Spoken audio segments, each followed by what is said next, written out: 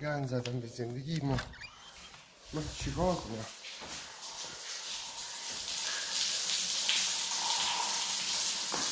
شیر اصلا باز بود.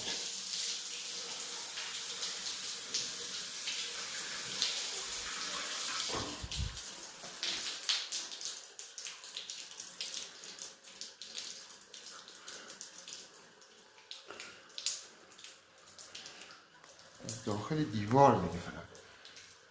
بابا جان شیر باز بود. اینا هیچ جا نشکستش. نگاه کن اگه جایی شکسته باشه این که درپوش داره. این که شیر بیسوار نم نمیگه. این دست خشک.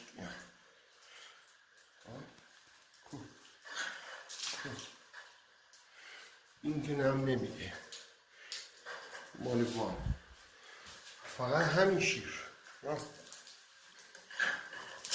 مغزی شیر فقط میخواست یه مغزی عوض کنی. فقط یه مغزی.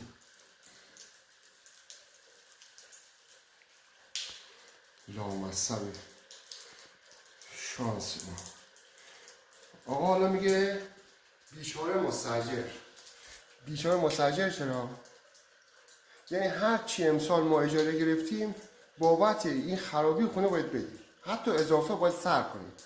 آقا از ما ناراحت میشن، بعد ویران میکنن. من گناه نکردم که آقا، قیامتی وجود داره.